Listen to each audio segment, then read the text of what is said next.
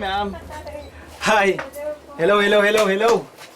Welcome to our farm. Yes, ma'am. Maraming salamat. Thank you. May sibuyas ang aking kamay. Thank you. Nice to meet you. Nice to meet you, ma'am. Pasensya na.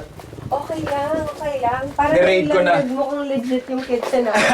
Iba-iba kasi yung mga versions ng pininyahang mga Actually, per I'm very interested dun sa version ng pininyahan. Yung Ano, iba si... naglalagay pa ng mushroom, di ba? Yes, Oo, meron din. sa amin hindi naman. At yung iba may carrot, sa amin wala. Gusto niyo, ma'am?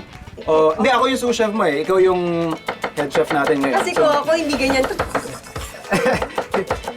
Kon lang yan. Kailangan naman kasi trabaho ko naman to. So, sibuyas and then mga ilang garlic na. Okay na po ito. Okay. Siguro. So, roughly chop lang to, ma'am, no? Apo. And then, the peppers. Okay po. Sige nga, ma'am, patingin nga ng knife skills mo. Naiya ako. Ikaw na lang po. Naiya ako. Wait. Ayan. Minsan, chef, nag-chef-chefan din ako sa YouTube channel ko. Well, Sana mag-guest din kita. Hi! We'd definitely take you up on that, ma'am. Lagyan na natin siya ng oil. Nalagay ko na yung napakamahal na sibuyas.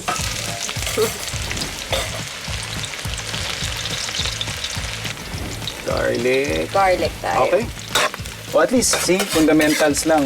Hindi, Yes. ako kasi onions din yung inuuna kong pinanggigisa. Oo, kasi pag yung onion, tumatamis, yung garlic pumapait. Pumapait.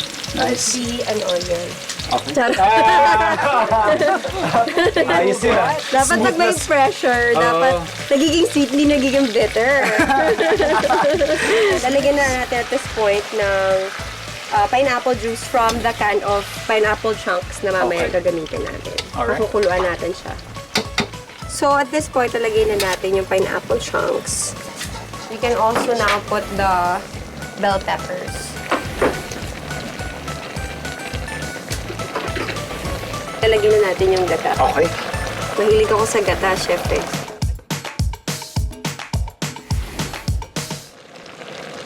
Ayan na.